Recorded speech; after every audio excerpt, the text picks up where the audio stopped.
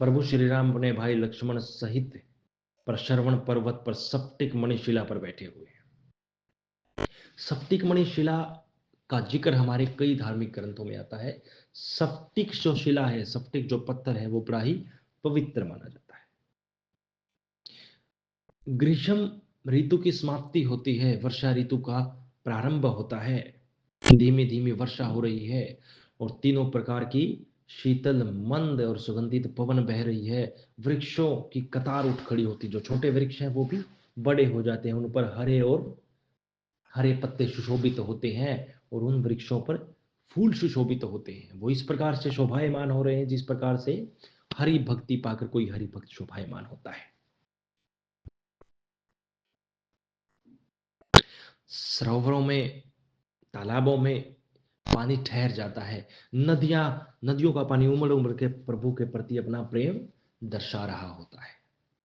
सब प्रकार से उस वन की मनोहरता है जिसका वर्णन नहीं किया जा सकता, शब्दों में जिसका वर्णन नहीं किया जा सकता। अब कुछ समय बीतने के बाद वर्षा ऋतु की समाप्ति होती है और शरद ऋतु प्रारंभ होती है। धीमी धीमी सर्दी शुरू हो जाती है, जिसमें जो ऋषि और मुनि वहां प्रशरवण पर्वत पर अपना तप जप कर रहे हैं, उनको सुख प्राप्त होता है। अब काफी दिन हो गए। प्रभु श्री राम कहते हैं कि हे तात, हे लक्ष्मण, सीते को हरण हुए हुए, यानी कि प्रभु कहते हैं कि माता सीता को हमसे अलग हुए काफी दिन हो गए हैं, हमें भी उनको खोजते हुए काफी दिन हो गए हैं, किंतु अभी तक कुछ पता नहीं चला। सुग्रीव भी मद के मत में मत वाला हो चुका है। उसको नगर मिल गया है, वह राजा हो गया है, उसका राज्याभिषेक हो गया है, उसको अपनी छीनी हुई स्त्री मिल गई है। मद के मत में मत वाला हो गया है, उसको हमारी कोई शुद्ध नहीं है। जिस बाण से मैंने बाली को मारा था, उसी बाण से मैं सुग्रीव का वध करूंगा। भगवान शंकर कहते हैं माता पार्वती को कि हे पार्वती, यह भगवान को क्रोध कैसा, राम को क्रोध कैसा, राम को तो क्रोध आ ही नहीं सकता, ये तो प्रभु श्री राम नरलीलाएं कर रहे हैं। ये जो उनका चरित्र है, इस प्रकार की वो बातें कर रहे हैं कि मैं जिस बाण से मैंने बाली को मारा, उसी बाण से मैं सुग्रीव का वध करूंगा। राम को क्रोध नहीं आ सकता, प्रभु तो नरलीलाएं कर रहे हैं। कौन समझाता है? स्वयं शंकर जी समझाते हैं माता पार्वती को।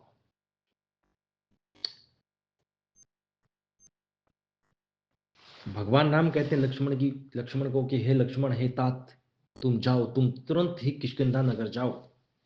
मारना नहीं है किसी को, किसी को नहीं मारना है, लेकिन क्रोधित होकर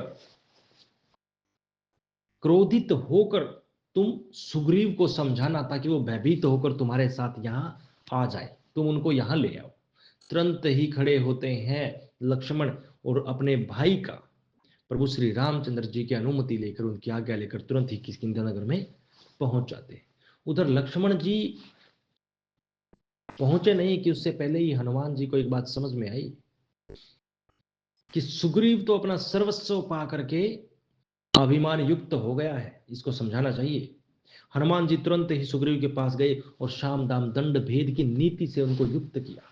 शाम दाम दंड भेद की जो नीति है, उसके बारे में उनको उपदेश दिया और समझाया कि आपने आपका सर्वस्व पा लिया है, किंतु प्रभु श्री राम जी को आपका वचन था कि माता सीता को खोजने में आप उनकी हर प्रकार से सहायता करेंगे, आप अपने वचन को मत भूलिएगा। सुग्रीव ने कहा कि हे लक्ष्मण, मैं वास्तव में, मैं सच में ही मद युक्त हो गया था, अभिमान युक्त हो गया था, मैं स्वार्थी हो गया था, मुझे मेरा सर्वस्व मिल गया, मुझे नगर मिल गया, मुझे मेरी छीनी हुई स्त्री मिल गई, तो मैं प्रभु श्री राम जी के चरणों में जो मेरी अत्यंत प्रीति है उसको भूल गया था। हनुमान जी के समझाने पर वानर राज सुग्रीव ने तुरंत ही दूतों को बुलाया, वानरों के समूहों को बुलाया जो दूत हैं, और सभी दिशाओं में भेज दिया कि जितने भी वानर यहाँ रहते हैं, जहां तहां तुम्हें मिलते हैं, सबको मेरा आदेश सुनाओ कि जल्दी से जल्दी यहाँ एकत्रित हो जाओ। जो नहीं आया वो मेरे हाथों मारा जाएगा। सब के सब वानर एकत्रित होने के लिए चल पड़ते हैं। तुरंत ही लक्ष्मण जी पधारे। लक्ष्मण जी को क्रोधित देखकर तुरंत जहां तहां बांदरों ने भाग कर अपनी जान बचाई। हालांकि वो उनको मारने के लिए नहीं आए थे।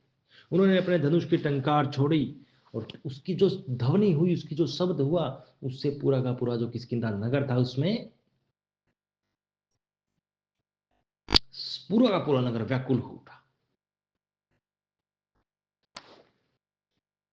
तुरंत ही हनुमान जी गए और हनुमान जी ने लक्ष्मण जी को दंडवत प्रणाम किया। लक्ष्मण जी ने भी उनको प्रणाम किया। लक्ष्मण जी के हनुमान जी ने वंदना की।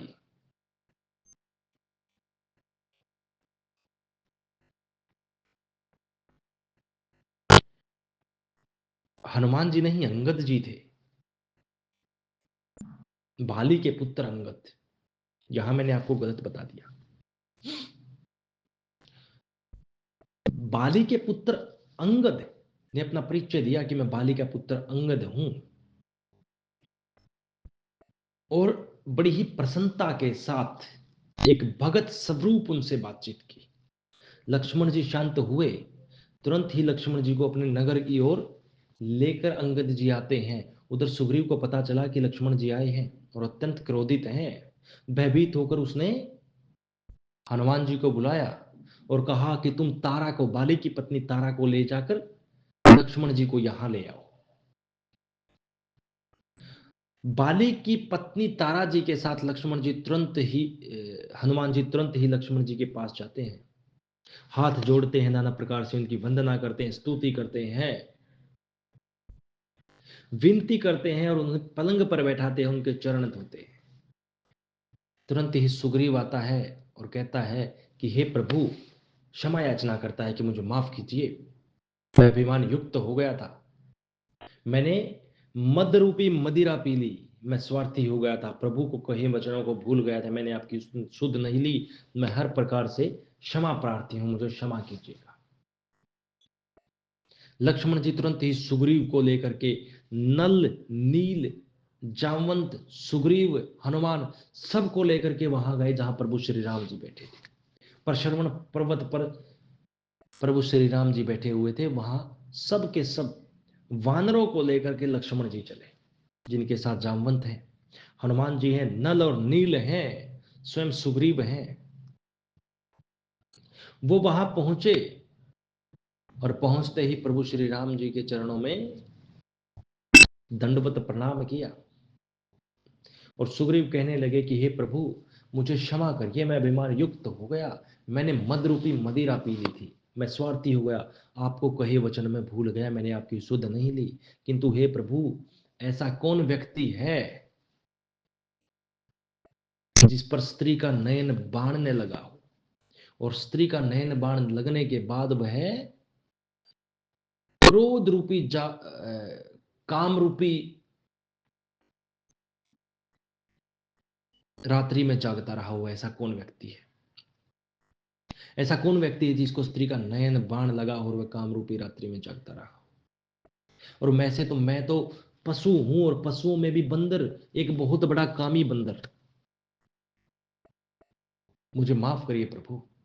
इतनी ही देर में जो दूत भेजे हुए थे वानरराज सुग्रीव ने, वानरों के जो समूह भेजे थे, वो सब के सब समूह आ गए। नाना प्रकार के जहां तहां अलग अलग रंग के वानरों के समूह वहां एकत्रित हो गए, और सुग्रीव ने, सबने प्रभु श्री राम जी को सर नवाया। और मस्तिष्क नवाने के बाद प्रभु श्री राम जी ने, ऐसा कोई वानर ना होगा जिससे उसका कुशल क्षेम ने पूछा, प्रभु श्री राम जी ने सबसे उनका कुशल क्षेम पूछा। और कुशल क्षेम पूछने के बाद वानराज सुग्रीव ने कहा कि यही प्रभु श्री राम जी की आज्ञा है, और मैं भी तुम्हें यही आज्ञा देता हूं कि तुम जाओ, सभी नदी पर्वत खोज डालो, और माता सीता को खोज करके लाओ, माता सीता को खोज करके उनका पता बताओ। 1 महीने के अंदर जो कोई पता करके यहां वापस ना आया, वो मेरे हाथों मारा जाएगा। देखिए, डोमिनेंस तो उस समय भी था, पर वो धर्म के लिए था, वो लीलाएं थी।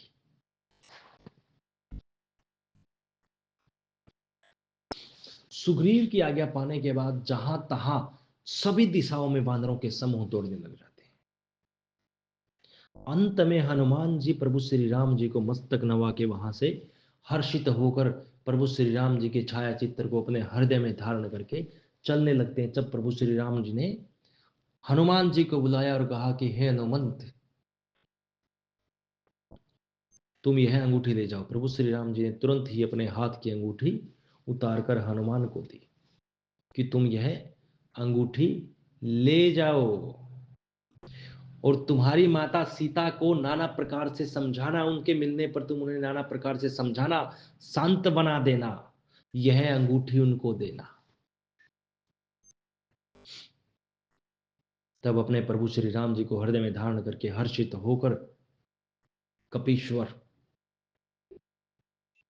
हनुमान जी वहां से चले।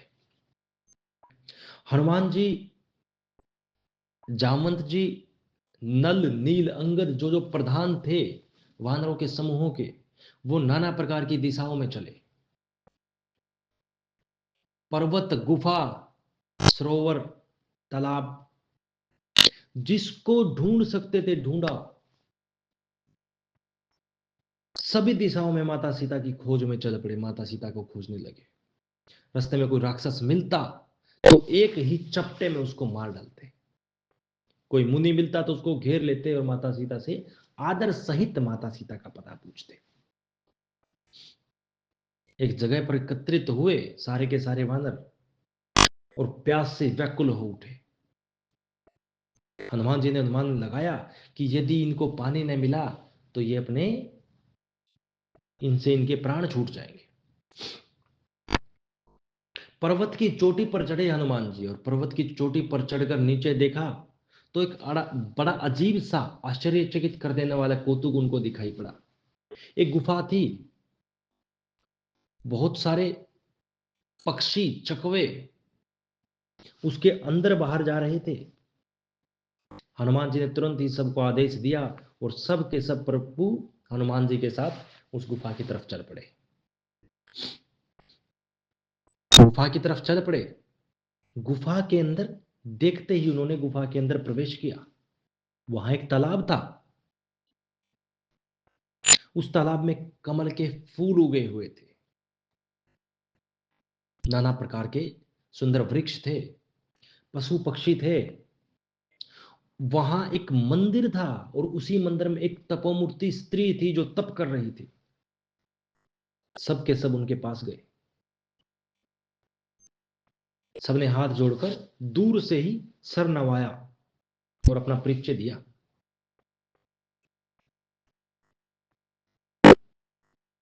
और सबने बताया कि हम इस प्रकार से श्री रघुवीर जी की आज्ञा से माता सीता को खोजने के लिए निकले। उस स्त्री ने बताया कि मैं भी वहीं जाऊंगी जहां श्री रघुनाथ जी बैठे हुए हैं। तुम निराश मत हो, माता सीता सहज ही आपको मिल जाएंगी और जल्द ही आपको मिलेंगी। तुम सभी आंख मूंद लो और इस गुफा से बाहर जाओ।